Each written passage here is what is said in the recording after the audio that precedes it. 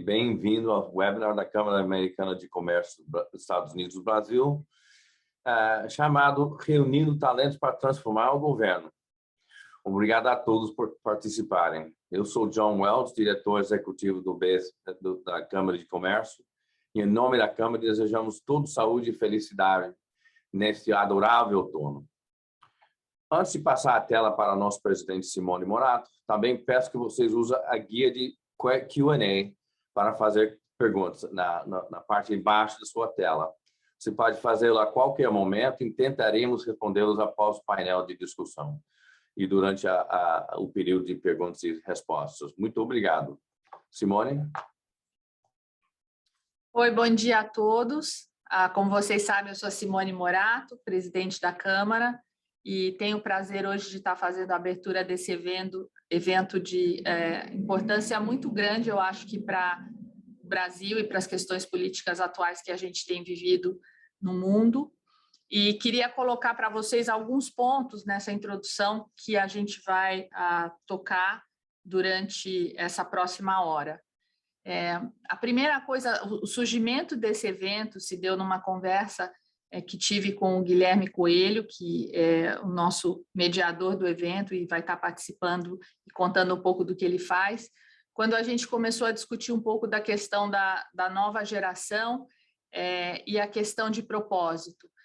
Quando as pessoas saem da faculdade e os jovens estão procurando emprego, querem fazer a diferença no mundo e querem estar mais engajados, qual é o propósito que eles têm e como buscar esse propósito e como realizar. E aí o Guilherme me disse uma coisa muito interessante que me marcou e disse, olha, acho que o maior propósito para realmente criar impacto é você estar participando de alguma forma no governo. E quando ele me disse isso, e logo em seguida eu tive a chance de conhecer a Joyce, que também está aqui conosco, e conhecia já o trabalho da Renova, através do Edu Mufarrej, e conheci a Irina, veio essa ideia da gente discutir um pouco o propósito de se trabalhar no governo e de tentar fazer a diferença. Eu acho que é uma discussão difícil e apropriada, porque, na verdade, é claro, você vai estar comparando oportunidades no setor privado versus as oportunidades no setor público, e talvez no momento que a gente está vivendo é a questão da percepção e realidade. Acho que a percepção tem sido muito negativa, mas eu acho que muitas coisas têm mudado. E eu acho que os palestrantes de hoje, os panelistas de hoje vão estar mostrando para a gente alguns números que nos dão um pouco mais de esperança e um pouco mais de visibilidade naquilo que está sendo feito para mudar essa realidade, para realmente trazer talentos para o setor público. Nós temos 3 pessoas excepcionais conosco, de backgrounds distintos. O Guilherme Coelho é fundador da Matizar, é um cineasta, produtor de filmes e bastante engajado na política, também fundou a República.org e Samambaia Filantropia. O Guilherme vai depois contar para a gente um pouco do trabalho dele nesse setor e como é que isso impacta a presença de talentos no governo. Junto com o Guilherme, a gente tem a Joyce Toyota. A Joyce estudou em Stanford, fez a universidade, depois fez mestrado e, apesar de ter estudado numa das melhores faculdades dos Estados Unidos, aliás, acho que o Guilherme também fez Stanford, decidiu voltar e trabalhar em alguma coisa ligada ao setor público. Então, ela montou uma ONG chamada Vetor, e essa ONG trabalha talentos ou treina pessoas para entrar no setor público. Então, teve muita conversa entre nós falando, nossa, mas por que você tomou essa decisão e tudo isso? E ela foi uma pessoa que foi bolsista da Fundação Lehman, ela também foi Person of the Year na Bolsa, nos bolsistas da Câmara Americana, no Fellowship, e acho que seria legal ela contar um pouco dessa experiência.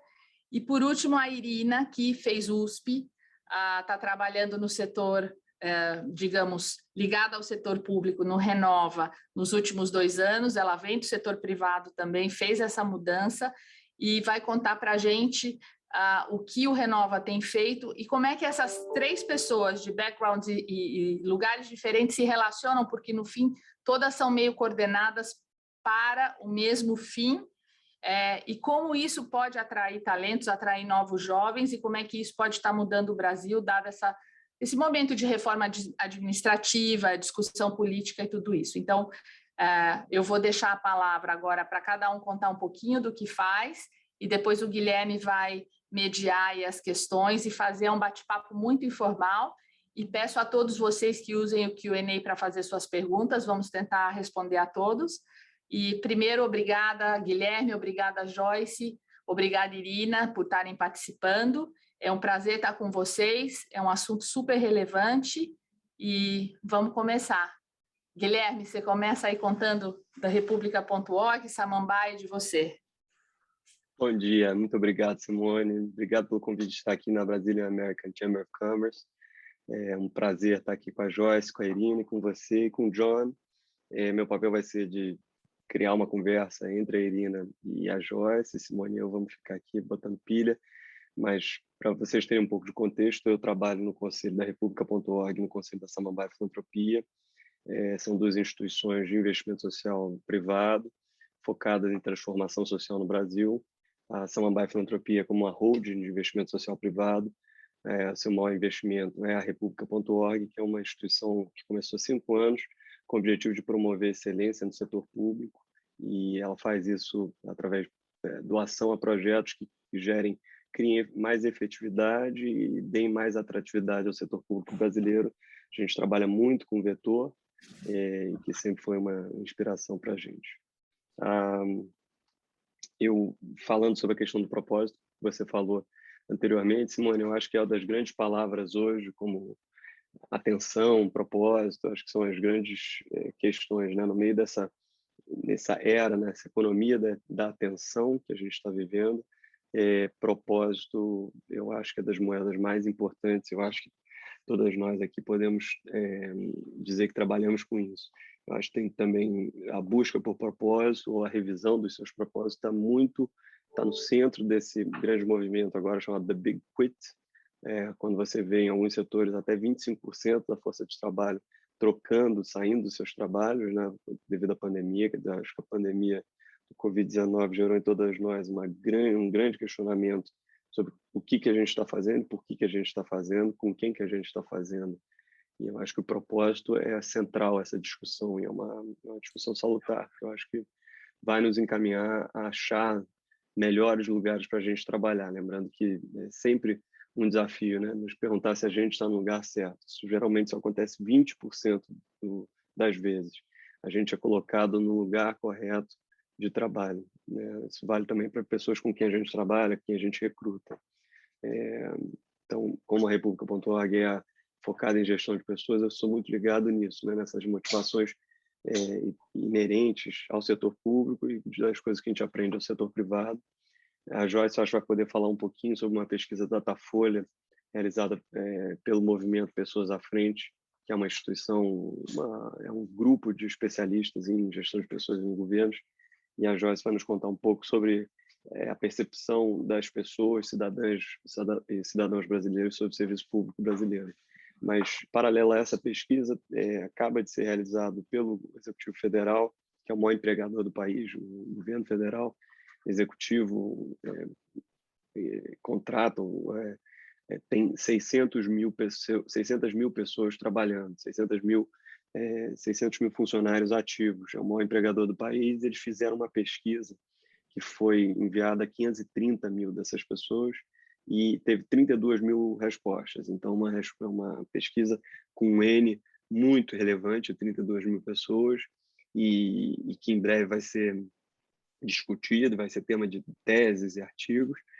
Mas uma coisa que me chamou a atenção é que o ponto onde as pessoas... E aí é uma pesquisa sobre, então, autopercepção, né? Como é que a servidora pública ou a profissional pública, né? Que é a palavra que a gente prefere usar na República.org, como é que essa pessoa percebe o seu trabalho, o seu ambiente de trabalho. É uma pesquisa de clima organizacional feita em parceria com a Great Places to Work. Então, é uma metodologia internacional.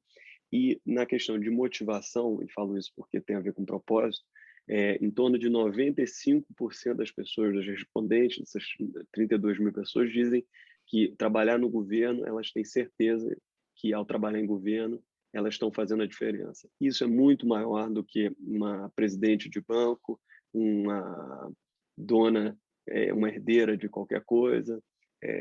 A motivação, que se chama motivação inerente ao serviço público, é algo a ser explorado e é muito alvo do trabalho da República.org, assim como da Vetor Brasil, e a Renova também faz esse caminho pelo lado dos cargos eletivos. Eu queria chamar, eu acho que todo mundo que está assistindo, a contribuir para governos através, nós aqui hoje temos esses dois caminhos, o caminho eletivo e o caminho da burocracia, que é uma palavra talvez pesada, mas o caminho da administração pública, da gestão pública. Se você achar gestão uma palavra também muito quadrada, eu acho que a administração pública talvez seja a palavra justa e que encontre no meio. E chamo também a gente para prestar atenção no debate da reforma administrativa, que é talvez a discussão mais estruturante acontecendo hoje no Brasil, porque ela determina o funcionamento dos órgãos públicos, onde trabalham 12 milhões de pessoas no Brasil e que são centrais à operação da nossa sociedade brasileira, que é uma sociedade estatocêntrica. O Brasil, mais do que os Estados Unidos, por exemplo, depende do Estado, seja por 40% da grana passar pelo Estado, né? O Estado com E maiúsculo, e também o Estado ser muito presente nas regulações e regulamentações das nossas vidas, até inclusive de comportamento. Então, olhar para governos e reconhecer que governos importam é cada vez mais importante. A Covid mostrou que é evidente que governos importam, e há 2 dias saiu uma pesquisa no Nexo, no jornal Nexo, Nexo Políticas Públicas, contando como países com sistema público de saúde foram mais efetivos na resposta ao Covid. Porque quem tem sistema universalizado de saúde tem mais acesso à saúde, confia mais no serviço de saúde, logo se trata mais, toma mais vacina. Então, concluo aqui fazendo uma pergunta, pedindo para o Vetor e a Renova contarem um pouco das suas histórias através da Joyce e da Irina. E eu queria já aproveitar e fazer uma pergunta de em que momento vocês estão em suas missões, para a gente poder seguir adiante. Muito obrigado.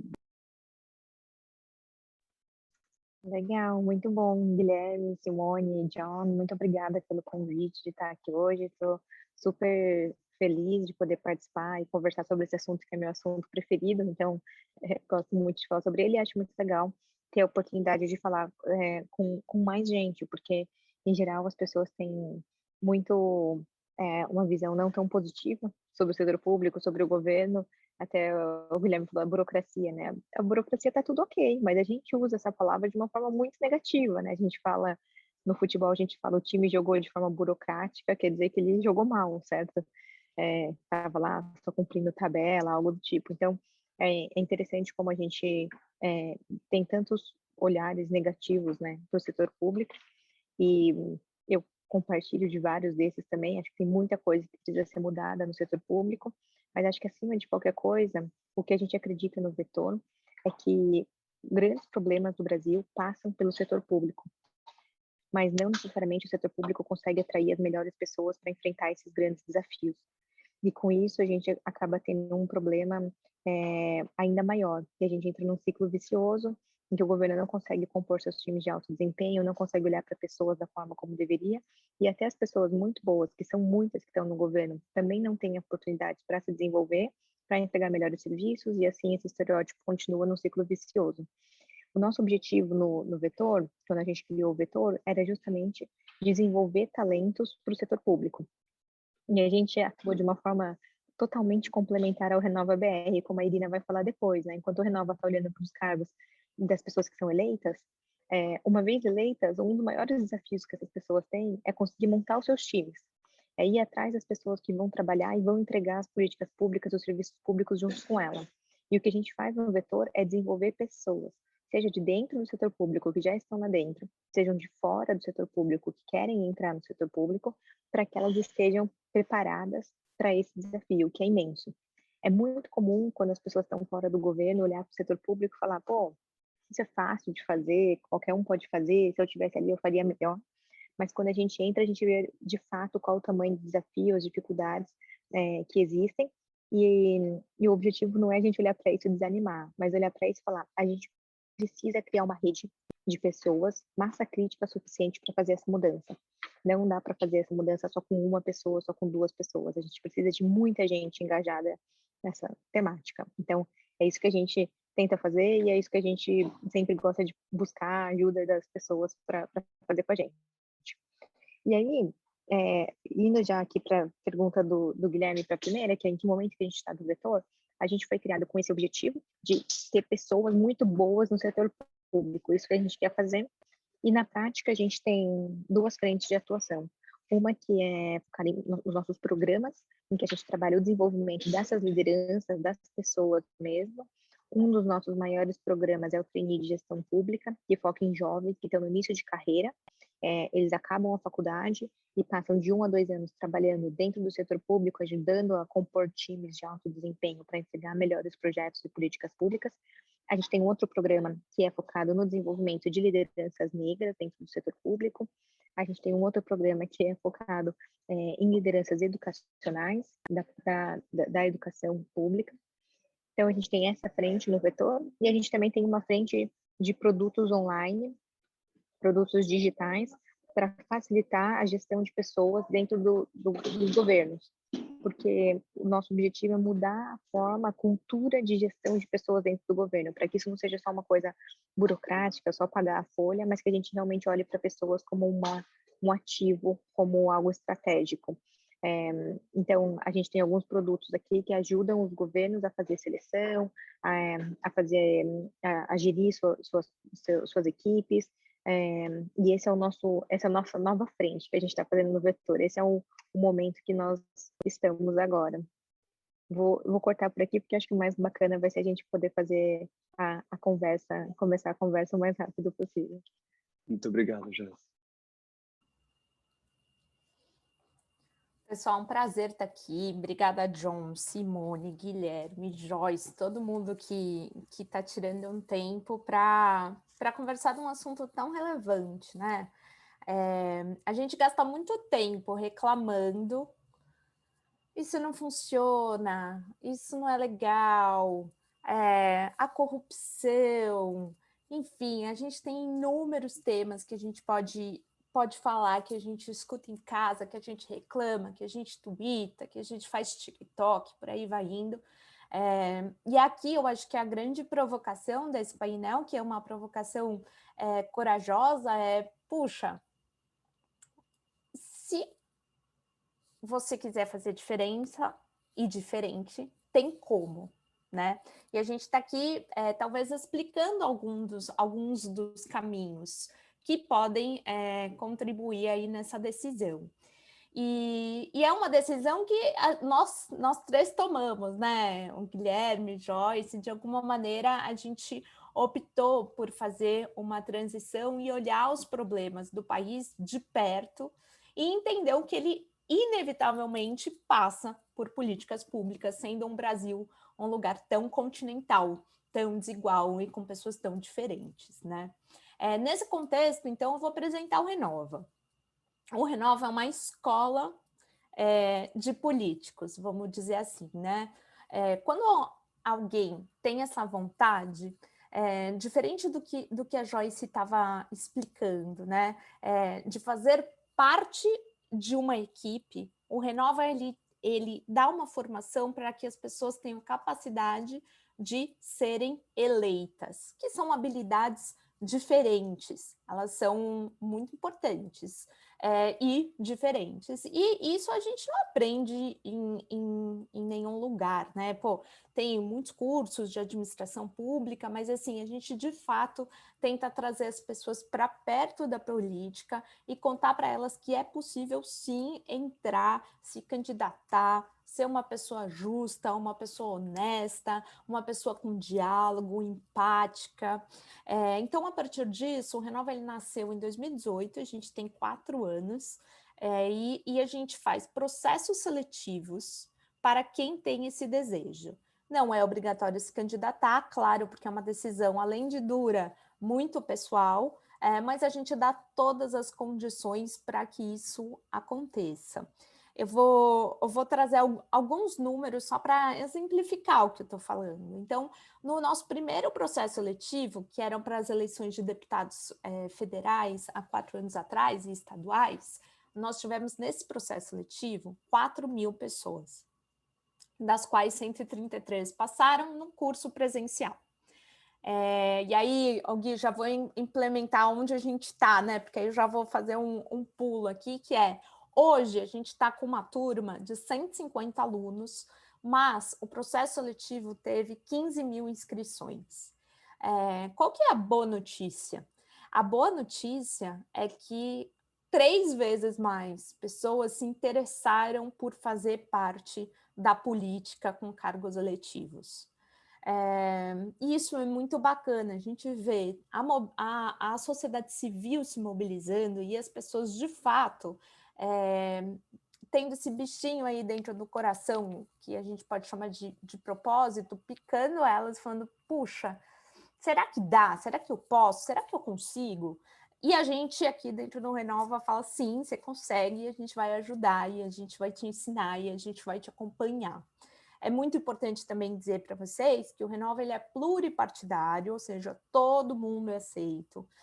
Pessoas que não têm partido, pessoas que nunca se filiaram, pessoas que nem sabem, né, o que eu tenho que fazer. Assim, as regras do Brasil, elas são difíceis, não é fácil de entender, né?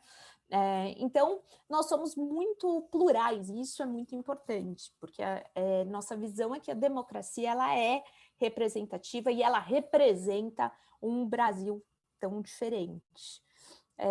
Em 2019 e 2020, a gente optou por democratizar o conhecimento, porque eram as eleições municipais. E essa democratização fez com que a gente passasse o nosso curso totalmente para a forma online, até mesmo antes da pandemia, e entregasse o curso para 2.000 pessoas.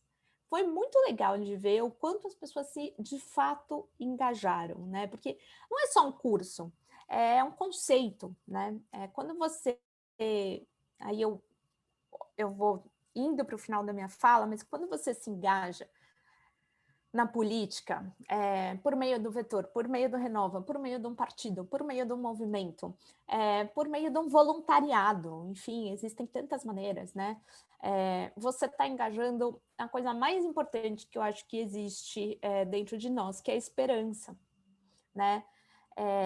Vários lugares, não tem jeito, a política não tem jeito, não, o Brasil não tem jeito, não sei o que não tem jeito. Gente, tem que ter jeito, né? Então, para ter jeito, tem que ter caminho.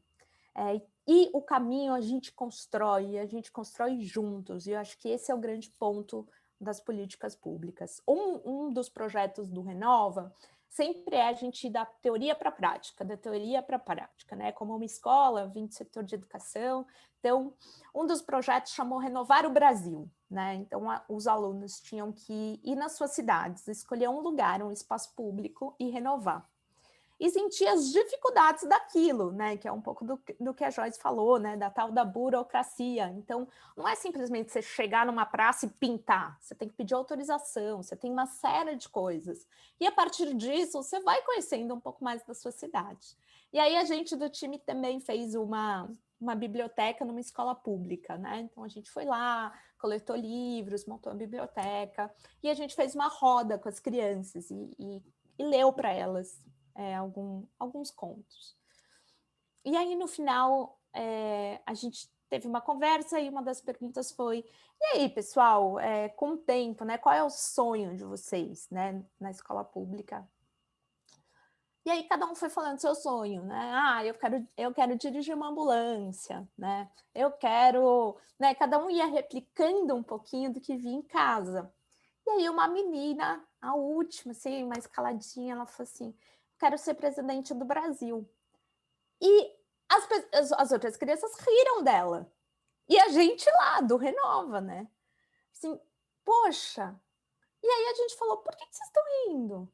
Ah, não, política não é bom. Não, presidente do Brasil.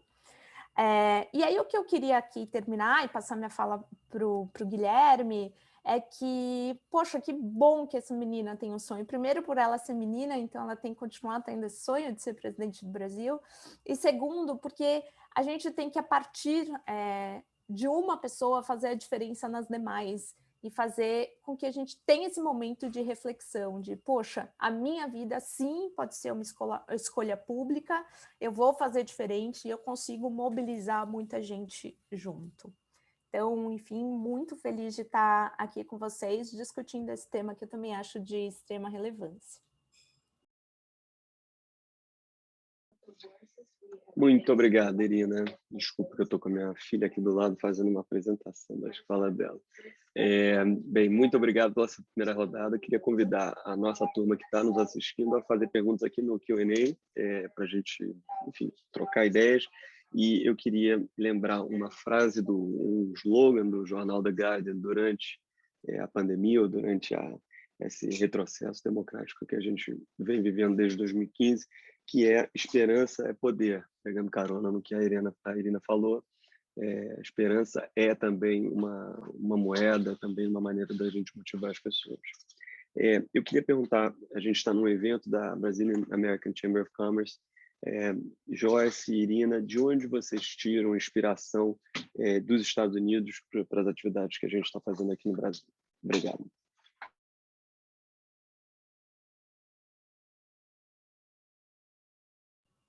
Será que a Joyce travou? Muito bom. Eu estou travada? Não. Legal. Interessante, que eu até esqueci de mencionar isso, mas quando a gente começou o Vetor, a gente não tinha essa ideia de fazer um programa de desenvolvimento de pessoas, né?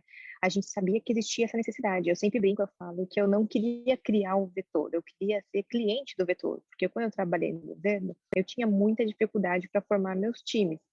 Mas, como ninguém estava fazendo nada parecido para atrair as pessoas, eu falei, bom, vamos lá, a gente mesmo faz, e aí criamos o Vetor.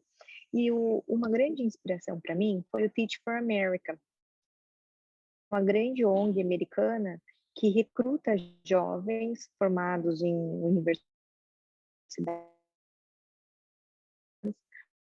para dar aula em escolas públicas. E quando para isso, a gente falou, puxa, a gente poderia trabalhar no Brasil, mas em educação pública. Então, foi isso que a gente fez, a gente se inspirou bastante neles. Eu fiz o meu estágio de verão no Teach for America, então aprendi bastante assim com eles também. Depois a gente também teve o capítulo brasileiro do Teach for America, que é o Ensina Brasil, pela Érica, que também é fellow do programa Person of the Year aqui da Câmara. Eu também esqueci de mencionar alguns números do Vetor quando eu estava falando. Nesse nosso programa de jovens, a gente hoje está com um acumulado de 700 participantes, com alocações em todos os estados do Brasil. A gente trabalha com estados e municípios, né, governos estaduais e municipais, e a gente trabalha com governos de todos os partidos. A gente tem uma participação, uma atuação suprapartidária, institucional, e a gente acredita que tem gente boa e que dá para fazer coisas importantes com todo mundo. Então, a gente não tem essa restrição partidária também. Eu não sei, eu não quero atrapalhar, mas eu queria até engatar aqui numa pergunta que a Raquel mandou no Q&A. Pode ser? Que acho que tem a ver assim com isso. A Raquel perguntou como que a gente imagina que a gente pode reter pessoas na administração pública, sendo que tem tantos desafios.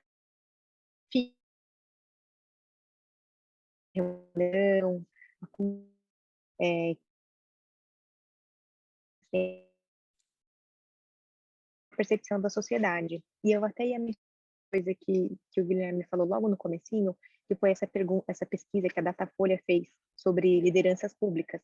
E tem um dado que chama muita atenção, muitos dados chamam atenção, mas um deles fala assim, você acredita, foi feita uma pesquisa de forma geral, você acredita que os cargos de chefia Desculpe, gente. ocupados. Joyce, eu acho que você está cortando um Tinha que pouco. tirar a imagem, talvez, né, para melhorar. Sim. Sempre Joyce, você pode tentar tirar a tua imagem mais só um pouquinho e a competente, gente tenta. as menos pelas competências. E ela não está ouvindo a gente. É.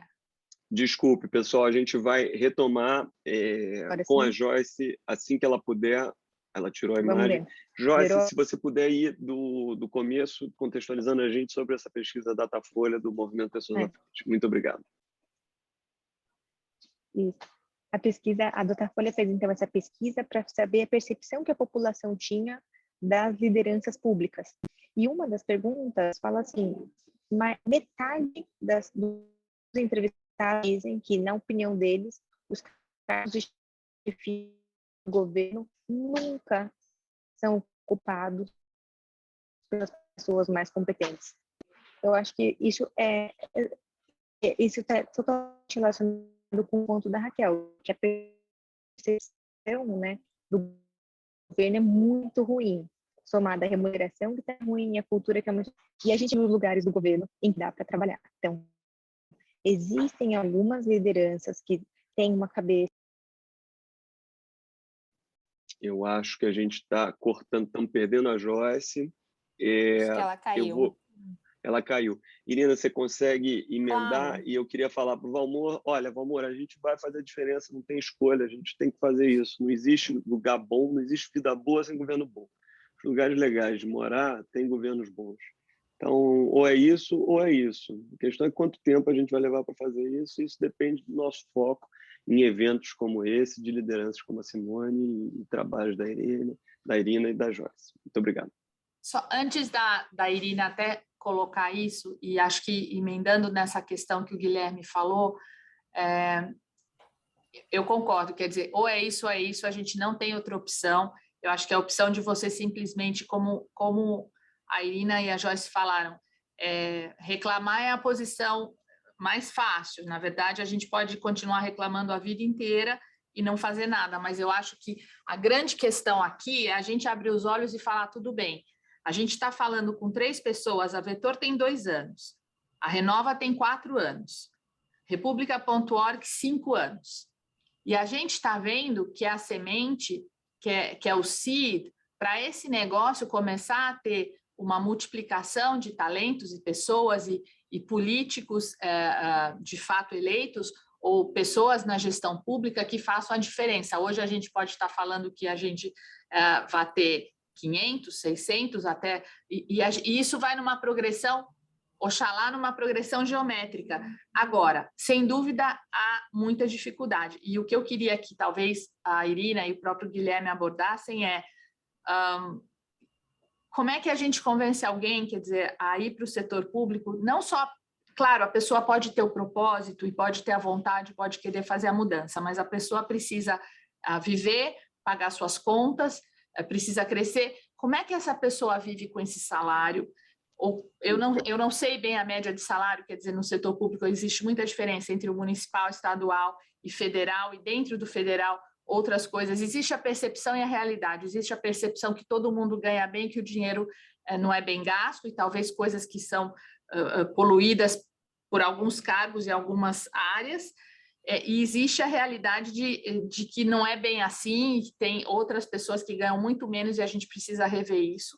Então, eu queria que vocês comentassem como é que a gente faz isso, até para evitar a questão da corrupção, porque se a pessoa não consegue fechar as contas e ela entra num lugar onde ainda existe uma certa contaminação, como é que ela luta contra isso, né? Óbvio, a pessoa tem ética e vai continuar lutando, mas como é que isso se coloca nesse contexto todos, né? A questão do salário, a questão da percepção e realidade, a questão da corrupção e a questão de fechar as contas. Então, se puderem aí a Irina e talvez o Guilherme também comentar, e hopefully a internet da Joyce está melhor, ela volta. Acho que melhorou agora. Tá bom. Obrigada. Eu vou ficar quieta agora, Irina. Imagina. Obrigado, Simone. Obrigada, eu acho que é uma ótima pergunta, porque a gente também não pode fugir das perguntas difíceis. Eu acho que até seria legal a Joyce voltar um pouco com os dados, né? Porque ficou um pouco cortado, mas é uma pergunta relevante, e aí conecta com o que o Guilherme falou no começo, que é a importância da reforma administrativa, né? A importância de como que a gente distribui melhor e remunera melhor as pessoas com base na qualidade dos serviços, né? Então, eu acho que esse tema, ele é relevante, ele não é simples de ser tratado, né, de maneira alguma, e a gente também tem que ter a percepção que não é todo mundo que está lá que é um mau funcionário, não é todo mundo que está lá que ganha super salários. Eu acho que o Brasil é complexo, esse tema é um tema complexo e ele tem que ser olhado com carinho, particularidade e num âmbito estadual, né? Acho que a gente não pode deixar de olhar de uma maneira muito cirúrgica para cada um desses temas, tá? Eu acho que um ponto aqui foi algumas das inspirações, e eu acho que os Estados Unidos, ele inspira a gente no setor educacional há muito tempo. Eu acho que o Teach for America é um ótimo exemplo, né? Mas também quando a gente vai falar de educação por projetos, do híbrido, de matrizes socioemocionais, todas as sementes, elas partem muito de uma discussão que acontece e a gente consegue aplicar isso na prática. Eu vi a pergunta, eu vou até complementar, né? Poxa, essa cultura, essa resistência, um pouco do valor da Raquel trazendo, quando a gente vai fazer o processo seletivo do Renova, a gente faz com base numa matriz socioemocional. Dentro dessa matriz socioemocional, tem algumas características que a gente acha que são fundantes para quem quer ir para o governo e principalmente se candidatar, tá? Ser um deputado federal, tal. Alguns desses pontos eu vou trazer aqui que eles são, na nossa visão, relevantes para diminuir esse turnover, né, que foi perguntado. O primeiro deles é resiliência. A gente achar que a gente vai entrar hoje e tudo vai mudar amanhã, não é verdade, né? Então, vamos pegar algumas das pessoas que passaram pelo Renova. O Felipe Rigoni, o selador Alessandro Vieira, a deputada Tabata Amaral, a deputada Joênia, a prefeita Luciele, a Cris Monteiro, o Vinícius Poit, enfim, a gente tem uma infinidade de pessoas que estão começando os seus mandatos ou já estão no terceiro ano de mandato e que estão sendo pessoas resilientes, porque mudar uma cultura não é simples, não é fácil. Então, a partir da resiliência, que é basicamente você sim se importar com as coisas, mas voltar rápido ao seu eixo, ao seu propósito, aonde você quer chegar, isso é muito relevante, né? Eu acho que a ética é algo que a gente tem que ficar toda hora relembrando, né? Qual é a flexibilidade ética das pessoas, dados e evidências, para quem quer trabalhar é muito importante, é isso que a gente está falando um pouquinho aqui. Então, quando a gente faz o processo seletivo do Renova, a gente já faz um processo de reflexão pessoal, assim, você tem essas habilidades e você quer desenvolver, porque senão, de fato, é muito duro, né? O nosso ponto é que, sim, dá para desenvolver. Trabalhando, a gente consegue chegar lá. Como uma escola, a gente acredita nisso e acredita na educação como base de transformação. Então, eu acho que esses são alguns dos pontos, aí juntando um pouquinho do que a Joyce falou, do que a Simone falou, do que o Guilherme falou, e tentando conectar com as perguntas do chat. E a grande verdade, pessoal, é que é difícil. É difícil. A gente pode falar, não, putz, legal, tal. Mas não, difícil no setor privado também. Também, tudo é difícil. Trabalhar exatamente. é bom. Trabalhar é bom, difícil, né? Bom a gente tem que fazer, né? Ela tem uma frase maravilhosa que é: durma com sonho, acorde com propósito. É difícil trabalhar, se encaixar, né? Segundo dizem, 20% só está certo em 20% das posições da iniciativa privada. Imagina. É difícil a alocação de talento. Gestão de pessoas é o centro de gestão já há mais de 40 anos ou 30 anos, e a gente está tentando falar que gestão de pessoas é o centro de gestão pública também. Isso não está claro ainda. Eu acho que o grupo 3G, eu acho que o sistema de partnership do Goldman Sachs fez isso ser claro para o capitalismo. O que a Joyce, Irine e República estão tentando fazer é falar que olhar para as pessoas, como elas estão preparadas, como estão treinadas, como estão escaladas, né, recrutadas, é central para a boa operação de governo. Mas é difícil no setor privado também, desculpe. Não, perfeito, Gui. Até acho bom, porque vamos fazendo um bate-papo, sabe? Porque é difícil mesmo, e a gente tem que trazer aqui as coisas difíceis para igual você trouxe, né? Trazer e falar, bom, a gente acha que vai chegar no privado e vai ser tudo bem, não vai também. Então, vamos colocar nosso coração na frente e vamos embora. Joyce, quer voltar acho que eu dos voltei. dados? Vamos ver. Vamos E ver aí, fala dos dados, e se você puder, tem uma pessoa anônima aí querendo saber o que o vetor é diferente em governo. Isso eu também quero Vou saber endereçar agora. esses pontos. Então, assim, ó, eu estava dizendo, né, a população tem uma péssima percepção de quem está no governo. Esse estereótipo, ele existe porque, de fato, existe muita corrupção, muita burocracia, muita coisa, ineficiência, muita coisa ruim dentro do governo. Mas eu só queria chamar a atenção para o fato de que existem muitas pessoas muito boas dentro do setor público que levam a fama das pessoas que não estão lá com seriedade. E isso é muito ruim, isso é muito triste, porque essas pessoas sofrem pela falta de recursos, sofrem pela remuneração que está desalinhada, sofrem por um monte de coisa e ainda por essa percepção negativa. Então, eu só queria fazer, levantar isso. E isso está relacionado também com a forma como a gente trabalha no vetor. A gente acredita que essa mudança ela não vai acontecer ao mesmo tempo em todos os lugares. A gente tem alguns lugares com lideranças que são propícias a criar essas mudanças. E a gente quer potencializar esses lugares, potencializar essas pessoas para que o impacto dela possa ir contagiando outros lugares também.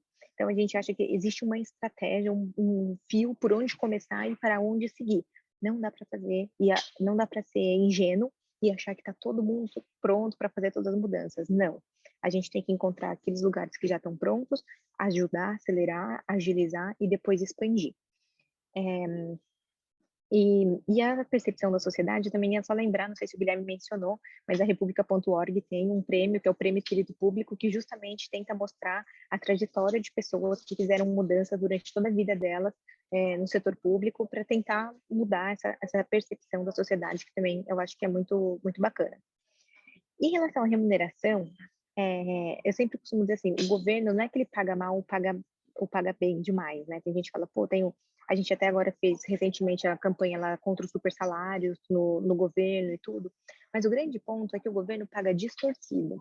Paga muito para algumas pessoas que não fazem nada e paga nada para algumas pessoas que fazem muito.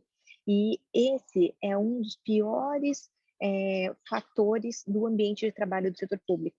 Quando a gente olha quanto que as pessoas se sentem bem no setor público, isso está muito relacionado com o senso de justiça que as pessoas sentem no seu ambiente de trabalho, seja no setor público ou no privado, o senso de justiça. E no setor público já começa com essa remuneração distorcida. Então, isso é muito problemático. E aí eu também queria enfatizar que é muito importante a gente ter uma boa reforma administrativa que possa ajustar, corrigir essas distorções. E, no final das contas, o que a gente percebe é que nem todo mundo está sempre no momento de trabalhar no setor público. Então, a gente acha que, dado que existem todos esses problemas, tanto de remuneração, de reconhecimento, de falta de apoio para desenvolvimento, nem todo mundo está sempre nesse momento. Então, uma das coisas que a gente também faz na nossa seleção do vetor é ver se a pessoa está no momento para estar no setor público. Se ela consegue se manter com aquela remuneração, se aquilo vai fazer dela feliz, se ela vai conseguir ter os meios materiais para atingir o propósito e o sonho que ela tem. Porque senão, ela vai entrar lá, vai ficar 2 meses, só vai atrapalhar e vai embora. E aí ela só piorou a situação do governo, não contribuiu. Então, a gente também olha bastante para isso e ajuda a pessoa a entender os riscos, o que mais que tem lá. E aí tem essa pergunta sobre como atrair e reter os talentos para o setor público.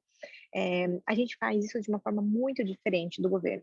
Até quando a gente começou, tinha um professor de Harvard que queria medir o impacto do vetor com base nessa tese, nessa hipótese. Que ele fala assim, os governos no mundo inteiro têm dificuldade de atrair talentos e reter talentos. Então, o que muitos governos fazem é dar salários altos. Começa a aumentar o salário, dar estabilidade, como se estabilidade fosse um benefício da gestão de pessoas. E não é. Estabilidade, ela é uma forma de defesa da democracia, muito diferente. Mas no Brasil e em vários países, a estabilidade é usada de uma forma errada, como se fosse um benefício. Você não vai ser mandado embora. E isso é caro e ineficiente. A hipótese que a gente tinha é que a nossa forma de atrair e reter era mais barata e mais eficiente, que é, primeiro, criando uma experiência de trabalho de fato. Então, quando a pessoa entra no governo, ela não entra sozinha, ela entra fazendo parte de uma rede de outras pessoas, de um cohorte muito parecido com o dela, em termos de idade, em termos de propósitos de vida, de sonhos para o Brasil e tudo mais. A gente faz uma formação muito, muito importante, muito intensa e muito jovem, no caso do programa lá para jovens, muito atual. E isso faz com que ela se engaje, se envolva, conheça as pessoas num outro nível e vá formando essa rede. A outra coisa é olhar para o que a pessoa está fazendo de fato no dia a dia dela e ajudá-la a enxergar o impacto na ponta do que ela faz. Porque uma vez que ela entende que aquela planilha, que aquele planejamento, que aquela coisa que ela está fazendo vai impactar lá na ponta, ela trabalha com uma motivação muito diferente. E depois manter o desenvolvimento dessa pessoa, garantir que ela continue aprendendo, continue se desenvolvendo para poder reter. Então, a gente acha que todas essas coisas são mais complexas do que simplesmente aumentar o salário, mas elas são muito mais baratas e muito mais eficientes. A nossa taxa de desistência do nosso programa no Vetor é abaixo de 5%. É muito pouco. O número de alumni nossos, as pessoas que já passaram pelo programa, já finalizaram o programa e que continuam no setor público, é acima de 2/3. E isso eu não estou contando ainda pessoas que estão no terceiro setor, trabalhando com interface com o setor público, e nem pessoas que estão na academia e estudando políticas públicas e administração pública. Quando a gente vai para isso, a gente passa de 80% da nossa rede de alumni. Então, a gente acha que é muito possível fazer essas mudanças, é possível fazer essas mudanças em escala, e o que a gente está fazendo é justamente criando essas metodologias, essas tecnologias, para que isso possa ser usado de uma forma mais abrangente nos governos. É isso aí, Simone, não tem jeito, temos que fazer essas transformações do setor público, que é a maior alavanca que a gente tem para transformar o Brasil num país com mais crescimento, que é talvez a grande questão brasileira dos últimos 40 anos, né? A gente tem um desempenho econômico muito ruim e com menos desigualdades, um país com mais equidade. Esses dois temas são ligados. Desde 2017 está havendo uma inflexão na teoria econômica, a partir de um estudo do FMI e um estudo do Banco Mundial, os dois de 2017, mostrando que reduzir desigualdade é a maneira de se crescer mais. Então, a Samambaia Filantropias está investindo numa linha de pesquisas com o MAD, o Instituto da Laura Carvalho na USP, e com o Instituto de Estudo Fiscal do Manuel Pires, do IBRE, na FGV, assim como com a Marta Rett, professora de Ciências Políticas da USP, para a gente estudar crescimento e desigualdade. Esse não é o tema de hoje. O tema de hoje é governos como eles importam e como é que a gente pode contribuir para eles. E eu queria fazer a pergunta que todo mundo aqui quer saber, mas eu vou antes, espera aí, tem novas perguntas aqui. Vou perguntar para vocês respondem quando vocês puderem, se puderem.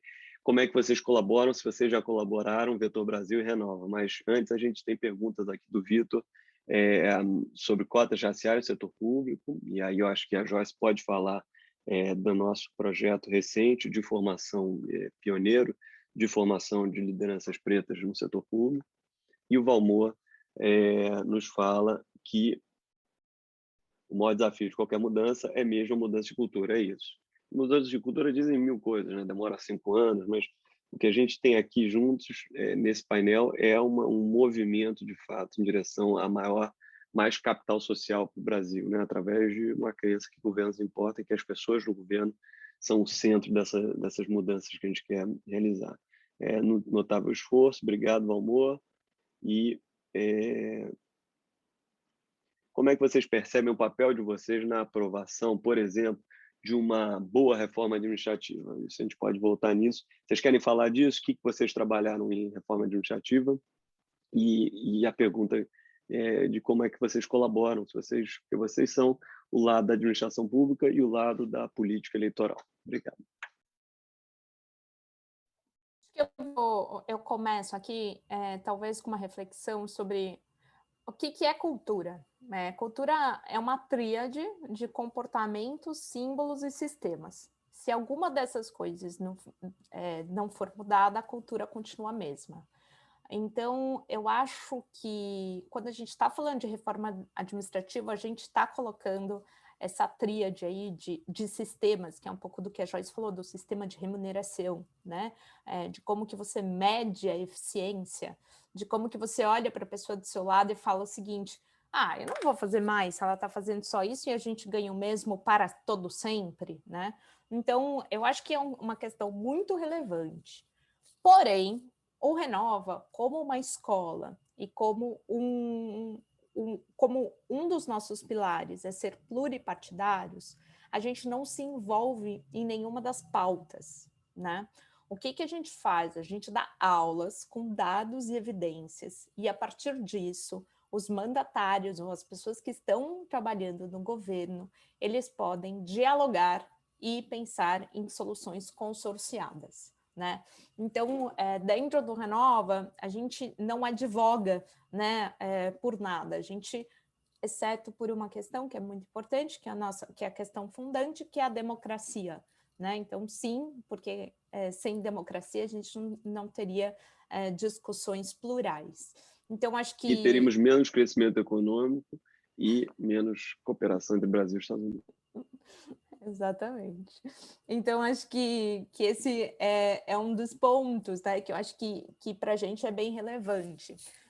De qualquer maneira, você vê o quanto que as pessoas que passam pelo Renova, elas estão dispostas a dialogar e trabalhar em conjunto, apesar de terem, às vezes, visões de mundo diferentes, né? Então, o relator da reforma administrativa, o Thiago Mitrô, ele teve discussões super relevantes com pessoas que pensam amplamente diferente dele, né? Então, acho que eu queria trazer um pouco disso, porque, sim, mudar a cultura, aqui olhando, ele é difícil, mas a gente tem que entender exatamente quais são os pontos culturais que a gente quer trabalhar. Sobre a questão das cotas, também tem um projeto lindo da Joyce, e nós, dentro do Renova, nós estamos buscando cada vez mais mulheres, negros, pardos, indígenas, e dizendo que sim, é possível vocês candidatarem, fazerem um bom trabalho, e a gente vai dar toda uma rede de suporte para isso.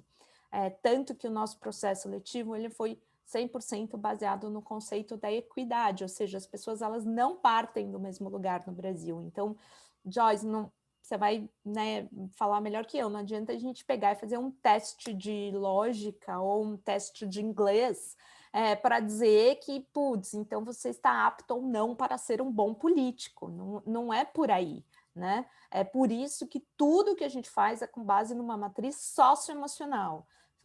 Se você tiver a vontade de aprender, né, a gente vai acompanhar no caminho.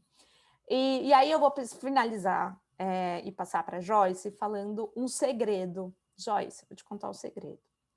Quando eu estava na Somos, eu estava um pouco na dúvida, assim, será que eu vou para o setor público? Será que não? Eu trabalhava com educação privada e tal.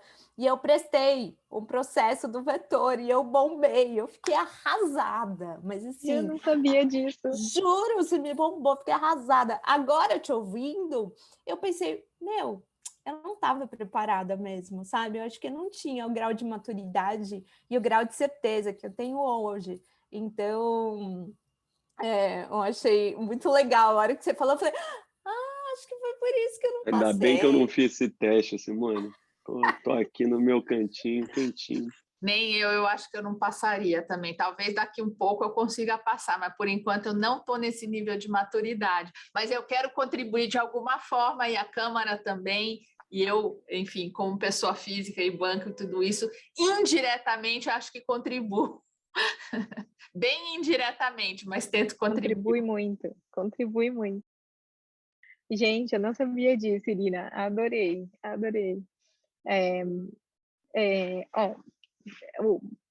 Acho que são vários pontos, né, que estavam aqui. Em relação à questão das cotas raciais, o setor público brasileiro não tem cotas raciais, por exemplo, para os seus cargos de liderança. E o que a gente vê quando a gente olha os dados dos servidores públicos, é que a gente tem muitos negros no setor público, numa porcentagem até parecida com a porcentagem da população brasileira, mas eles não estão nos cargos de liderança, não estão nos cargos tomadores de decisão. E isso é uma das coisas que a gente quer mudar, e é por isso que a gente criou o programa Ubuntu, com o apoio do República.org, que justamente faz esse desenvolvimento de lideranças negras dentro do setor público, para aquelas pessoas que estão nos seus primeiros cargos de liderança de pessoas, para que ela comece já a entrar numa trilha e possa se desenvolver para ocupar essas posições mais altas dentro do setor público. Mas aqui tem um ponto importante. Quando a gente olha para a falta de representatividade racial, seja no setor privado ou no público, a gente normalmente olha para desenvolver as pessoas. Então a gente fala assim, essas pessoas não estão preparadas para fazer isso, então vamos fazer um programa para desenvolvê-las. E isso é importante. Mas tem um outro lado, que é o ambiente de trabalho também. Essas pessoas não sobem porque elas também vivem e trabalham num ambiente que é pouco propício à diversidade.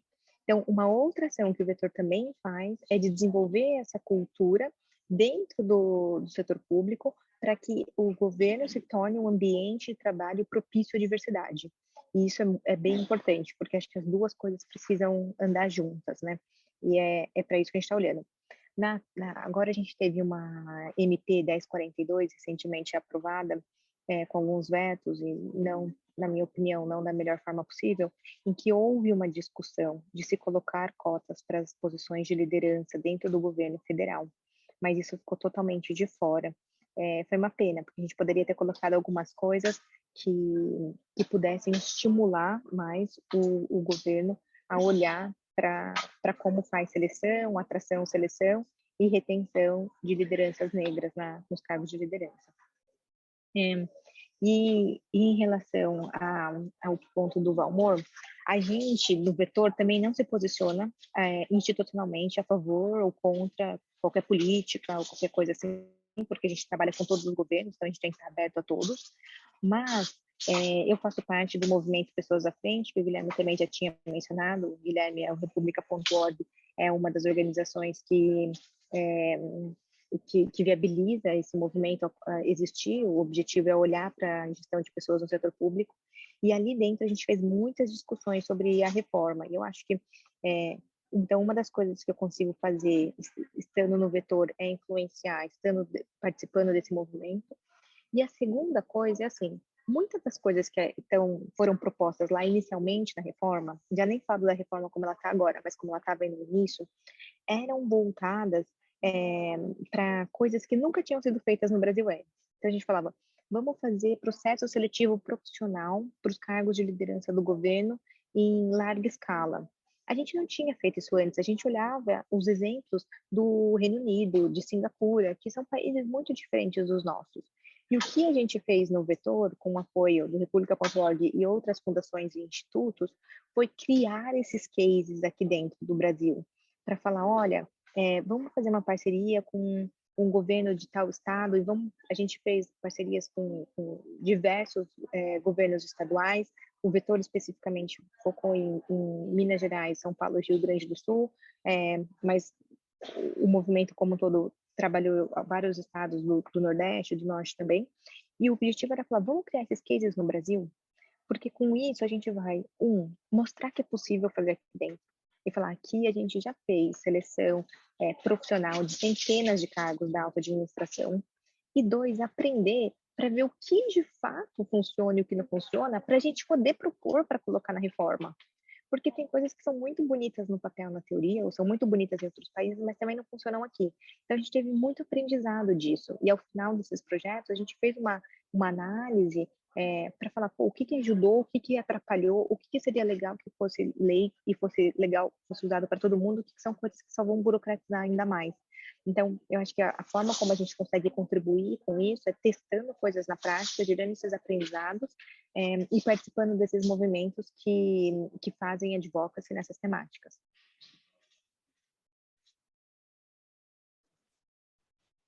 Queria chamar mais perguntas de Q&A e queria convidar... Bem, vou aproveitar e responder aqui. Estou recebendo mensagem da Simone aqui pedindo para eu falar sobre reforma administrativa, o que a República.org trabalhou. Bem, a República.org é a favor de uma transformação do setor público através de novas regras, que algumas são constitucionais e muitas, a maioria, são infraconstitucionais. Inclusive, a principal delas, na visão do senador Antônio Anastasia, é que uma transformação do setor público deve ser calcada, deve ser centrada, baseada numa revisão, na verdade, numa regulamentação de desempenho, de avaliação de desempenho.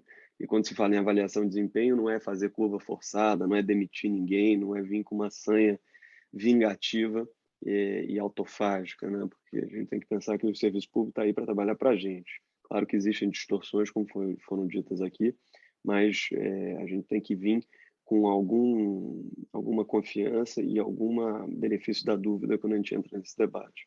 E a República.org foi feita, foi construída, está sendo construída há 5 anos para isso, para trazer boa-fé, que é uma palavra central ao ideário republicano no sentido de buscar acordo, de via educada para uma discussão, via informada para uma discussão e trazendo boa-fé. Então, o que a gente vem fazendo na discussão da reforma administrativa, mais ou menos 1 ano e meio, com um trabalho na ponta pela Iana Abreu e pelo Felipe Drummond, coordenada pela Ana Paula Pellegrino, nossa diretora executiva, e com apoio do Diogo, Diogo Lima, com quem que é o nosso coordenador, para essa frente chama-se Movimentando a Agenda, que antigamente chamava-se Articulação Política, e que tem a gerência, a gestão da Isabela Mansoli. O que a gente vem fazendo é tentar qualificar esse debate. A gente acha que tem muita coisa a ser feita, a gente quer colocar o reconhecimento, a importância das pessoas em governos na frente disso. Então, foi muito importante, a gente foi bem sucedidas em tirar a discussão fiscal, até porque o governo federal veio com números equivocados sobre o que seria economizado ou não. Reforma administrativa, que é um péssimo nome, então transformação do Estado não é sobre economia, né? Você, claro que vai fazer economia, mas você não tem que partir para isso, porque senão você cria essa discussão de que essa turma só está aí gastando nosso dinheiro, né? Setor público é um investimento, né? E você vê, quando você universalizou o sistema público de saúde, foi nessa direção nos Estados Unidos, estamos num evento da Câmara de Comércio Brasil-Estados Unidos, o Obamacare economizou 2 bilhões de dólares por ano. Então, essa era a perspectiva. Ele não conseguiu o mandato universal, então a economia foi menor. Porque governos dão escala, né? Então, para economistas, isso é muito importante. Você consegue economizar porque você tem escala. Então, sistemas únicos de saúde, ou sistemas de pagadores únicos de saúde, como o caso na Alemanha, são importantes por causa disso. Você consegue gerar economias de escala, e isso a Simone entende bem a oportunidade de negócio disso. Então, a gente veio no República.org trabalhando nessa agenda de transformação do Estado, olhando a oportunidade de uma PEC, uma proposta de emenda constitucional, que foi enviada no final do ano passado, em novembro do ano passado. A gente trabalhou perto das 4 frentes parlamentares, e o que eu entendi disso é que a gente tem que aprofundar na regulamentação da avaliação de desempenho, e isso não precisa da PEC 32, mas ela acabou no relatório final do deputado do DEM da Bahia, Arthur Maia, isso acabou sendo aprofundado no texto constitucional, que foi muito bom. O deputado Arthur Maia também, felizmente, colocou disposições, abriu oportunidades para a gente melhorar o recrutamento para pessoas, então é na veia o que o vetor faz. Isso precisaria e seria aprofundado, detalhado melhor no Senado. E então esses 2 pontos é que eu queria deixar aqui com vocês, Simone, a avaliação de desempenho, melhorar a nossa, na verdade, regulamentar isso, né? Isso está previsto em Constituição desde a reforma de 1998, realizada no governo Fernando Henrique, liderada pelo ministro Bresser Pereira, e desde então não foi regulamentada. Agora seria uma oportunidade, através dessa PEC 32, outra oportunidade é colocar a oportunidade da gente criar critérios para seleção de cargos comissionados, que é bem o trabalho que a Joyce e o Vetor fazem. Então, acho que são 2 temas fundamentais, propositivos e positivos para o Brasil. República.org tem uma visão frontal, contrária à inclusão de carreiras típicas de Estado, porque da maneira que isso veio na PEC 32, a gente sabe bem, foi como um aceno golpista do governo Bolsonaro de tentar fidelizar carreiras de segurança pública e de inteligência. No texto original, na ideia original, eram só carreiras de segurança pública, inteligência e diplomacia. Tentaram colocar diplomacia para dar um whitewash nessas duas carreiras. Isso é um aceno absolutamente indevido e com um propósito golpista, né, de fidelizar essas carreiras para o eventual momento 6 de janeiro, se o presidente Bolsonaro tentar essa gracinha. A República.org é absolutamente contra a inclusão de carreiras típicas de Estado na Constituição, seja por isso, por esse vício venal de origem, mas também porque é uma sinalização desmoralizante para quem fica de fora. E quem ficou de fora, a maior parte do serviço público, e entre elas enfermeiras que estão nos atendendo nesses últimos 18 meses na Covid e recentemente colocando vacinas no nosso braço, ficaram de fora os professores, professoras, e isso não tem nada a ver. O futuro do serviço público é um sistema horizontal, que você tenha entradas e saídas mais simples, simplificadas, não tem por que a gente encastelar ninguém, tipificar ninguém disso ou daquilo. Inclusive, na Suíça, que é uma loucura que fizeram, o serviço público e a iniciativa privada têm o mesmo regime trabalhista. Talvez isso seja longe demais, vamos ver como é que eles estão fazendo isso. Mas, de resto, a gente vê que a boa prática mundial é uma boa prática de não ter mais essas distinções de quem é carreira típica de Estado. Até porque, por exemplo, nos Estados Unidos, os embaixadores, né, fala-se muito que diplomacia é uma carreira típica de Estado. Claro, a gente precisa de uma formação específica, essas pessoas estão representando o Brasil em direito, em negociações comerciais e tudo mais, mas acho que caiu aqui meu fone. Acho que um exemplo dos Estados Unidos como isso pode ser diferente é que todos os embaixadores são embaixadores de indicação política, né? Então, a gente não... Existe, sim, a necessidade de a gente criar uma boa formação e a gente proteger essas pessoas de interesses indevidos, mas não é através de corporativismo que a gente vai chegar lá. Então, espero ter respondido a sua pergunta, Simone. Parabéns, Guilherme. Eu queria fazer um comentário. Eu não sei se é a palavra correta ou não, mas eu uso muito isso no setor privado e onde eu passei toda a minha carreira, a questão da meritocracia. Eu acho que, sem dúvida, não é um país equânime, a gente precisa realmente ter mais equidade, a gente precisa dar suporte às pessoas para crescerem, mas, em algum momento, eu acho que a palavra meritocracia é o que vale dentro do setor privado e dentro do setor público, e eu acho que essa questão de você poder fazer seleções para contratar os cargos que sejam comissionados e você poder ter uma medida de performance das pessoas no setor público, realmente ter avaliação e você conseguir medir um pouco a efetividade do trabalho dessas pessoas e o impacto, que é uma coisa difícil, mas que é justamente o que vocês estão tentando montar e que isso resulte na parte de compensação também, de novo, é o começo, mas se a gente não... Tem que começar de algum lugar.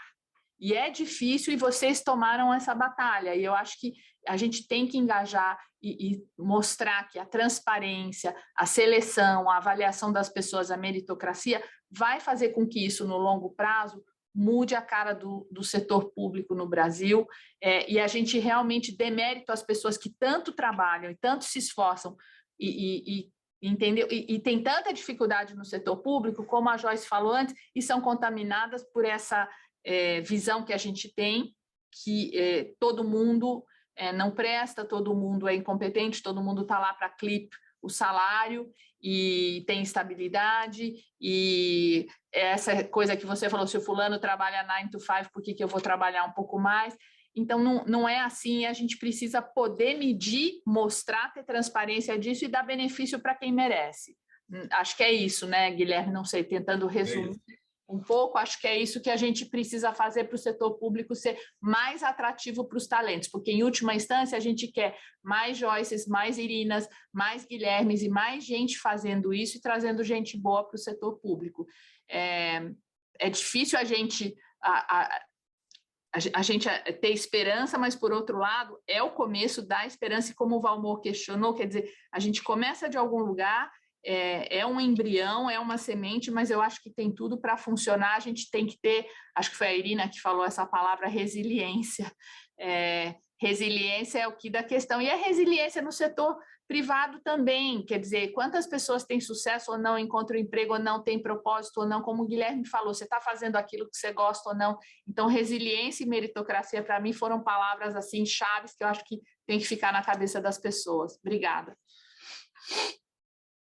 Obrigado. Olha, a Joyce lembrou aqui que tem um link uma publicação recente da República.org sobre reforma administrativa. Eu acho péssimo esse nome, reforma administrativa. Estou colocando aqui no link para todo mundo. A Joyce botou já para todo mundo. Obrigado, Joyce. E o John sugere falar um pouquinho mais da questão fiscal. Eu não gostaria de falar da questão fiscal, John, porque eu acho que a questão fiscal ela domina tudo e vira uma conversa de maluco, entendeu? Isso aqui não é sobre economizar dinheiro nem sobre gastar dinheiro, é sobre investir em talentos. E aí o ciclo que a gente entende na República.org, quer dizer, o que é a gestão de pessoas? Começar pela descrição de funções, recrutar só a partir de você ter a descrição de funções.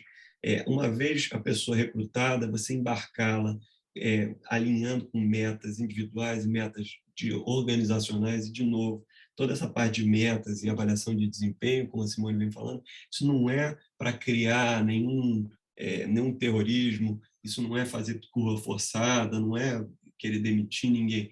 Isso é prioritariamente para dar sentido, dar propósito, que é o tema, o nome desse nosso painel. Quer dizer, através de metas, colocar no papel e dizer, olha, Joyce, você vai fazer isso, Guilherme, você vai fazer isso, a Irina vai fazer isso, então juntas vocês farão isso.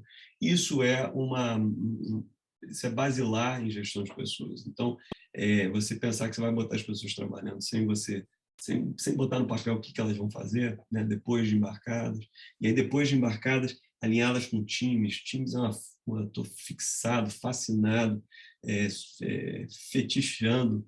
Estou vendo um fetiche com times, depois de ler um artigo do New York Times sobre o projeto Aristóteles, que o Google fez em 2015, sobre times efetivos, que é muito interessante, é um artigo muito interessante, fizeram uma grande pesquisa sobre o que faz times serem efetivos. E o Google, por exemplo, hoje só bonifica através de times, e não através de desempenho individual, só através de desempenho de times. Então, times, reconhecimento, a Joyce lembrou o Prêmio Espírito Público, da qual a República é uma das partes, uma das organizadoras, a Vetor é outra, tem muita gente, 21 instituições aí e outras que virão, que vão fazer desse prêmio seu Oscar de setor público. Eu acho que se endereça a terceira questão da Raquel, que era a questão de capital simbólico. A gente tem que endereçar salário, que era a primeira questão da Raquel, mas salário não é uma principal reclamação. Uma pesquisa de clima organizacional, também do Great Places for Work, feita pela Prefeitura de São Paulo em 2017, liderada na Secretaria do Paulo Ebel e realizada pelo Wagner Lenhardt, que é uma pessoa a quem a gente deve muito, foi o secretário de Gestão e Desempenho de Pessoal do Ministério da Economia. Funcionários, 8% dos funcionários da Prefeitura de São Paulo, que são 150 mil, acredito, 8% responderam essa pesquisa de clima organizacional, e salário só era a quarta prioridade para eles, uma revisão de salário. Isso é uma prefeitura, quer dizer, não é nem que você está falando do Ministério da Economia, onde você tem salários mais altos. Antes do salário, você tem infraestrutura, você tem atenção dos chefes. Tem um estudo da McKinsey, que a Renata Vilhena apresentou no primeiro encontro da República.org, que a Joyce estava presente, que diz que incentivos não pecuniários, no estudo da McKinsey, iniciativa privada, John, olha que interessante. Na iniciativa privada, incentivos pecuniários, bonificação, grana, cumpriu meta, ganhou tanto de grana, funcionam 60% das vezes. Funcionam no sentido de, claro que foi pago, mas isso te ajudou a levar a tua colaboradora mais em direção aos teus objetivos. Então, a McKinsey descobre que grana, bonificação de dinheiro, funciona 60% das vezes. E o mesmo estudo diz que bonificação não pecuniária, isso atenção da chefe, um elogio público, uma menção que a família da colaboradora veja, né? Ou seja, capital simbólico, né? Isso funciona 63% das vezes. Então, capital simbólico funciona 63% das vezes, enquanto capital, grana, funciona 60% das vezes. Então, a República Popular e muitas instituições hoje, através da parceria do Vamos, que é uma instituição com o Lehman, com a Fundação Lehman, Instituto Humaniza, estão trabalhando nisso. Eu acho que é a grande oportunidade, Simone, a gente falar de reconhecimento, né, que é uma parte desse ciclo virtuoso de boa gestão de pessoas. Queria perguntar, não sei se o John tem pergunta. Eu só ia dizer que para uma pessoa que não ia responder a minha pergunta, você acertou na mosca. E também ontem à noite tivemos o Edu Lira, um outro discurso, e falou quase a mesma coisa, não é só dinheiro. Me lembro quando eu estive fazendo a minha tese de doutorado em São Paulo, o Roberto Macedo, o Paulo de Tarso André fizeram um grande estudo para a Unicef sobre educação.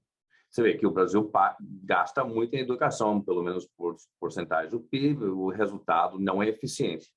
Mas eles mostraram os municípios que tiveram menos dinheiro, especialmente que não receberam do governo federal, teve mais sucesso. Eram as pessoas que colocaram professores, realmente a gestão, que foi mais importante que o dinheiro. É exatamente o que você está falando. Então, vou deixar por aí. Só para complementar isso no setor privado, Guilherme, você sabe que eu tive isso, eu aprendi isso ao longo da carreira. Eu sempre achava, quando eu virei CEO do banco, eu achava que, quer dizer, dinheiro era 100% do reconhecimento, né? Eu fui aprendendo e fui sendo treinada e fui aprendendo, errando e acertando. E hoje eu vejo claramente, mas claramente, mesmo na função onde você consegue medir quantitativamente o resultado da pessoa para a instituição, esse reconhecimento faz diferença. E são poucas as pessoas dentro do todo que têm um impacto direto quantitativo. Muita gente não é quantitativa. E essa questão de você inserir a pessoa, assistente administrativa que começou agora, para ela saber que aquilo que ela faz tem um impacto na ponta e para ela saber que é relevante, que ela faz parte do todo e ela entender que ela é importante para o todo e ter esse reconhecimento, a gente até criou um reconhecimento aqui que foi uma questão do suporte administrativo, quer dizer, para tirar essa coisa de que só quem traz dinheiro é que merece ganhar dinheiro e só isso que vale no mundo privado. Eu acho que é isso que vocês estão falando, faz todo sentido, mesmo no mundo privado, imagina no mundo do setor público, é super relevante. Sem dúvida todo mundo precisa do dinheiro, mas o reconhecimento pessoal, às vezes eu brinco e falo, vale mais do que muito, às vezes você não pode dar no bônus, mas dá no reconhecimento pessoal, porque isso faz uma diferença tremenda para cada um. E reconhecimento é atenção, né? Uma das grandes ferramentas de liderança é a atenção. Você está atento. Eu tenho que trabalhar nisso. Toda hora que você está fazendo reunião, esse negócio do Zoom é chato, que você distrai, você faz multitarefa. Então, vamos lembrar que atenção é reconhecimento. Ó, nosso querido Valmor...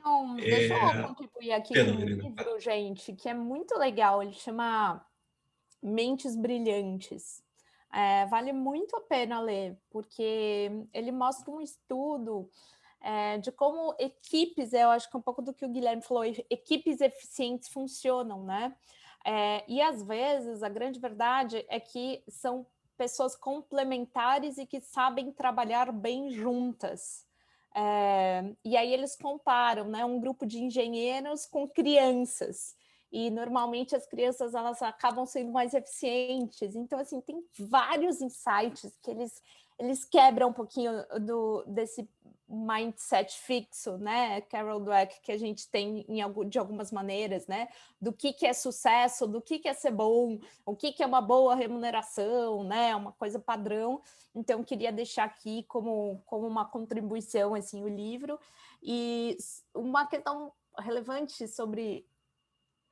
Gente, o ambiente de negócio só vai melhorar se o ambiente político for estável. Fim. Né? E aí, eu acho que o Guilherme fala, pô, não vou nem entrar nessa questão, porque ela é um desdobramento óbvio, né, existem países desenvolvidos cuja classe política, a classe de funcionários públicos está totalmente destroçada, assim, não, né, Joyce, acho que nosso projeto não nasceria na Dinamarca, né? Obrigado, Irina. Olha, vamos falar com o Valmor aqui, e eu queria botar uma pergunta no meio, aí aproveitar e contrabandear uma pergunta. Queria saber planos futuros para Vetor e para Renova BR, e o Valmor está nos perguntando aqui como é que a gente se mede e se a gente envolve o Judiciário e Legislativo. Vou responder rapidinho pela República. Sim, a gente está conversando com o Judiciário e Legislativo, bastante, menos gente, no corpo dos 12 milhões de pessoas, mas são muito importantes, especialmente para a questão regulatória, né? A gente, quando a gente mexe nas regulamentações sobre carreiras e governos, as pessoas têm que estar super embarcadas. Um dos problemas do texto da PEC 32, do relatório, do texto original e do relatório apresentado à Câmara dos Deputados, é que não inclui os tais membros de poder, que são Ministério Público e Judiciário. Existe um risco constitucional, porque a iniciativa de uma mudança na própria carreira deveria ser deveria sair desses poderes, mas a gente acredita que deveria sim ser testado dentro do texto que será discutido na Câmara e eventualmente no Senado. Sobre mensuração, coloca aqui a pergunta, nós, República, estamos debatendo sobre isso, a gente tem uma dificuldade estrutural, que é as nossas intervenções não tem grupo de controle, então é muito difícil a gente medir com método científico, mas a gente está trabalhando em tentar avaliar melhor e melhor nossas intervenções. Joyce e Irina, vocês querem falar sobre como é que vocês se medem e como é que é o seu futuro? E alguma coisa sobre o judiciário e legislativo, se vocês puderem? Obrigado. Sim, com certeza. A gente foca o nosso trabalho no executivo, primeiro porque o executivo é muito grande, depois porque é onde a gente faz mudança e consegue ver mais rapidamente o impacto dela. Então, a gente começou por aí. A gente tem interesse em expandir, sim, para os outros setores, mas a gente ainda não conseguiu fazer isso. E acho que o legislativo é um dos mais fáceis de expandir, principalmente na composição dos gabinetes, que é onde a gente vai fazer aí a parceria com o Renova BR. E o judiciário é um dos mais difíceis, mas precisa muito melhorar a gestão do judiciário, né? Acho que todo mundo sabe o quanto o país poderia ser mais competitivo se a gente tivesse um judiciário mais ágil em todos os níveis, né? A gente fala em judiciário, pensa muito em federal, mas quando a gente olha para o estadual também é muito complicado. A gente também não tem uma métrica única de medição, porque a gente trabalha com alocação e desenvolvimento de lideranças em diversas temáticas. Então, se a gente tivesse, por exemplo, só na educação, a gente poderia ver crescimento do IDEB, por exemplo. Então, mas a gente não está só na educação, a gente está na educação, na fazenda, na casa civil, na saúde, na segurança. Então, é muito difícil ter uma métrica finalística. Então, a gente se mede olhando para volume de alocação, o volume de seleção, o volume de participantes dos nossos programas de desenvolvimento de aceleração. E dentro disso a gente olha a satisfação dos participantes e satisfação dos governos com o trabalho que a gente desenvolve. E a gente também pergunta para os governos se não houvesse o Vetor Brasil, onde que o outro profissional que o governo, o gestor selecionaria, como que ele se compara com o profissional que foi selecionado pelo Vetor, ou a formação que ele teria acesso, como que ela se compara com a formação do Vetor. E aí, nesses indicadores, a gente tem uma avaliação incrivelmente positiva, o que é muito legal para a gente, porque a gente acha bacana que, obviamente, estamos fazendo um bom trabalho, isso é bom, mas também a gente vê que existe uma carência imensa dos governos. A gente tem, de longe, uma demanda muito mais alta do que a gente consegue atender hoje, atuando como uma ONG, dependendo das doações para implementar os nossos projetos, porque existem muitas pessoas muito sérias que querem ter acesso ao que a gente faz e não conseguem. Eu sempre conto a história de que a gente tem a formação dos trainees de gestão pública que a gente faz, né? São 200 horas de formação e tudo. E o que a gente mais recebe é pedido dos gestores, dos chefes desses trainees, que querem participar da nossa formação. E a gente fala, não, mas essa formação eu fiz pensando numa pessoa jovem, início de carreira. E aí muitos gestores falam, pô, Joyce, mas eu sou chefe de 40 pessoas aqui no setor público, eu nunca tive acesso a uma formação tão bacana quanto a de vocês. E aí essa pessoa que trabalha para mim vai ter e eu não vou ter. Então, existe, assim, uma demanda muito grande mesmo de formação. As pessoas querem melhorar, elas querem se desenvolver. E é natural do ser humano. Todo mundo tem essa ideia que a gente fala, não, as pessoas são folgadas, não querem... Isso até pode existir em alguns casos, mas a nossa natureza é querer evoluir, é querer fazer mais coisas. Mas o governo não consegue organizar isso de uma forma realmente efetiva, né, do lado de dentro. Então, a gente tem atuado bastante nisso.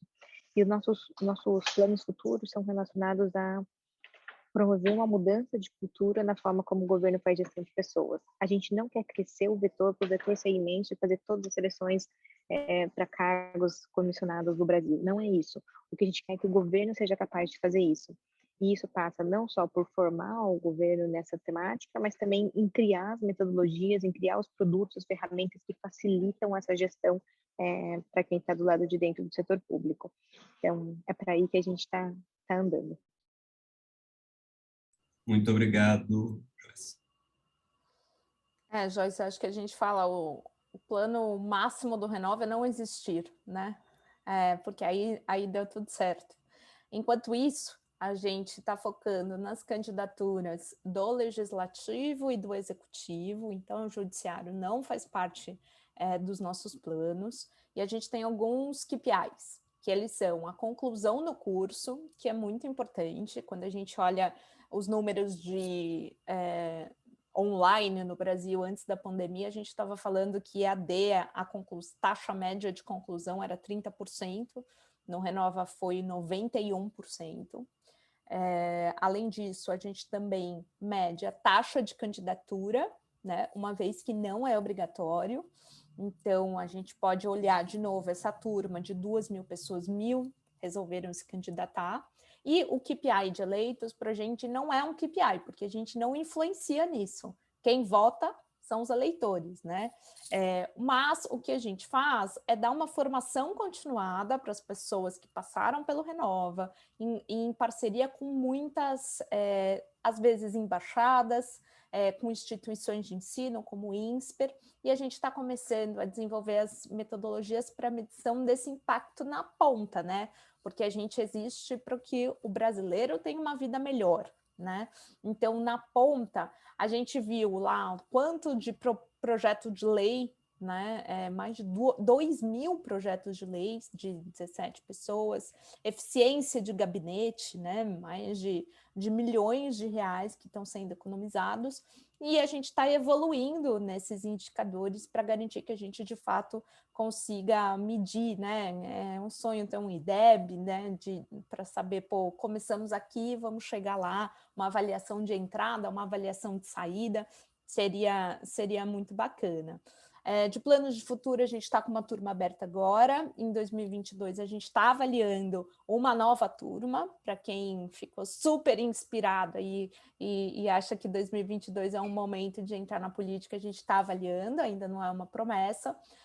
E quando a gente pensa em planos de futuro, a gente estava aqui conversando, muitos países estão procurando a gente, falando, poxa, podemos fazer, né, aqui no nosso país, e provavelmente deve sair um piloto em breve, e aí, de novo, inspirado pelo Tate for America, que a gente acha que faz muito sentido a gente pensar nessa rede global democrática que está olhando para o serviço público de uma maneira muito eficiente.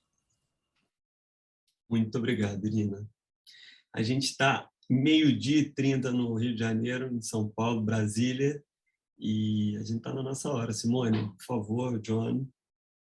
Gente, eu queria agradecer, acho que esse painel foi assim espetacular, e queria agradecer vocês pessoalmente, sabe? O trabalho que vocês se dispuseram a fazer, o Guilherme, a Joyce, a Irina, e a equipe de vocês, a turma que está com vocês, é excepcional, é imprescindível para o Brasil, e eu queria fazer uma ponte com essa questão que a Irina comentou, que é importante, que é, mesmo que você não tenha interesse nenhum e que você seja o capitalista mais capitalista, e que seu único interesse seja o lucro, tá? Vamos pensar uma coisa assim completamente quadrada dentro da caixinha.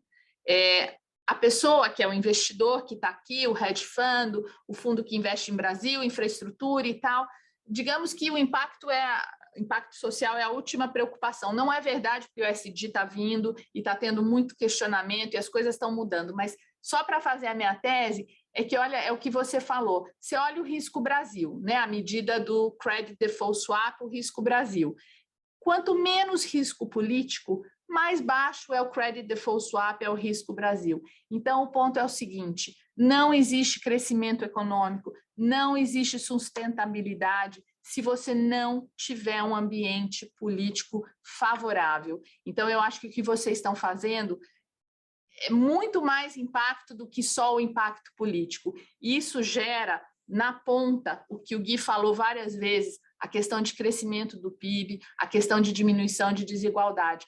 Então, assim, é o começo de uma coisa muito positiva, eu espero que tenha inspirado outros jovens, eu espero que as pessoas doem para as ONGs de vocês, eu espero que as pessoas se engajem no trabalho. De novo, não é só dinheiro, é tempo, é dedicação, é conversar, é poder trazer outras pessoas para a equipe. Então, assim, quem puder ajudar, da forma que puder ajudar, é super bem-vindo. E eu queria realmente agradecer muito a vocês e passar a palavra para o John finalizar. Obrigada, gente. Bom, muito obrigado, Simone.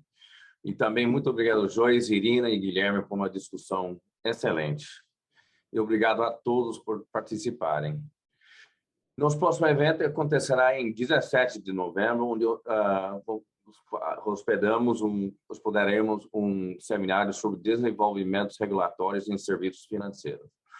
Um evento presencial, café da manhã, às 8h30, em Hogan Lovells, no escritório de Hogan Lovells. Fique de olho nas atualizações do nosso site.